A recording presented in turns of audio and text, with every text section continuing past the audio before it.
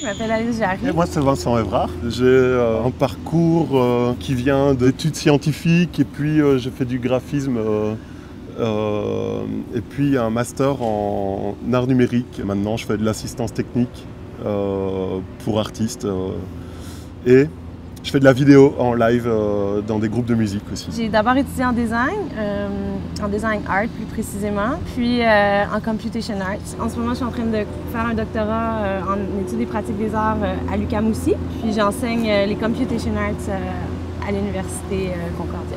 Moi, dans ma pratique, je m'intéresse à quelque chose qui peut être de l'ordre de re-raconter une histoire, donc m'inspirer de mythes, de vieilles histoires, mais aussi je fais le lien avec tout ce qui est la toile, tout ce qui est sur le web, tout ce qui se passe dans les machines.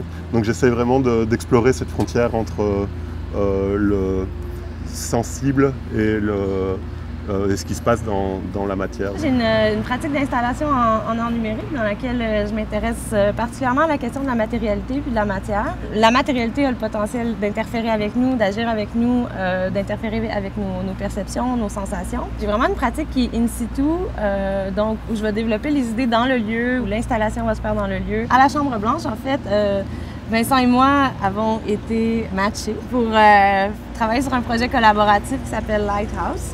Et puis qui va être présenté à la Biennale des Transnumériques à Mons en octobre 2015, dans le cadre de Mons Capitale européenne de la culture. Par rapport à cette résidence, la collaboration avec Alice, ce qui m'a poussé à faire ce qu'on a fait, à bosser sur cet install, c'était vraiment l'idée de la confrontation. On vient chacun d'un point différent, mais on se rend compte en fait au jour le jour qu'on essaye de se déplacer vers le même point, vers un même but.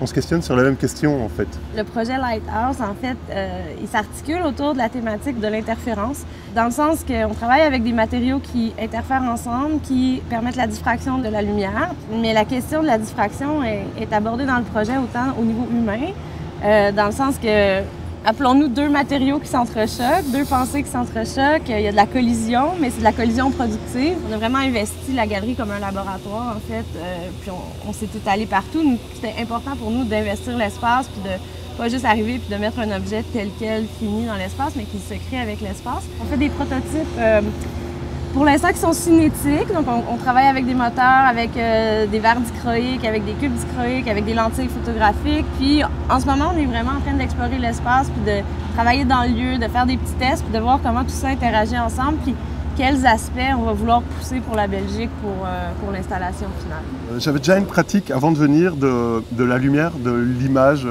par ma pratique de la vidéo en concert en fait, mais qui était toujours abordée par des vieilles machines hackées, mais c'était toujours une machine qui créait l'image. Et là, de par notre collaboration, on a commencé à travailler la lumière avec des objets physiques.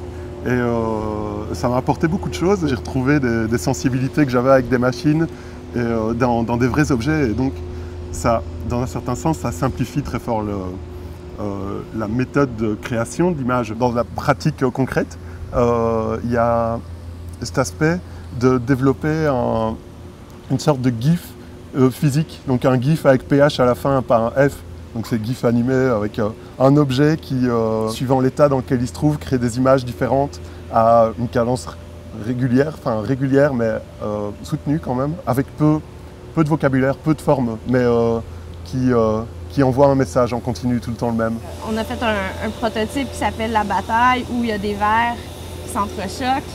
Puis où ça va créer de la lumière, ça va générer de la lumière un peu aléatoire, puis un peu indéterminée dans toute la pièce.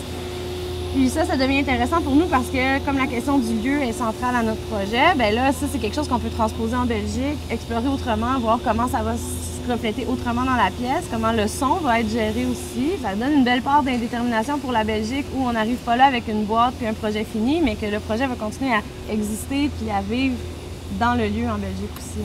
Une des propriétés, si on veut, émergentes de ce qui a été réalisé pour moi, puis qui est porteur, puis que je vais essayer de porter dans d'autres projets, c'est la question du son. Comment justement des objets physiques peuvent générer du son dans la pièce en résonance avec le lieu. L'entrechoquement, le son, le verre aussi, que j'aimerais continuer à travailler avec, parce que pour moi, bon, ça a des... tant au niveau de la lumière qu'au niveau de justement bon, la fréquence de résonance du verre ou des trucs comme ça. C'est des choses qui m'intriguent énormément puis j'aimerais pousser peut-être dans ce projet-là, peut-être dans d'autres projets personnels, mais travailler de manière collaborative, justement, je pense que ça mutuellement enrichit nos pratiques. Ouais, c'est bien vrai, c'est que la collaboration enrichit nos pratiques dans son aspect de jeu de force, comment pouvoir mettre à égal nos forces créatives, comment elles pouvaient s'entendre. C'était vraiment un apport assez riche.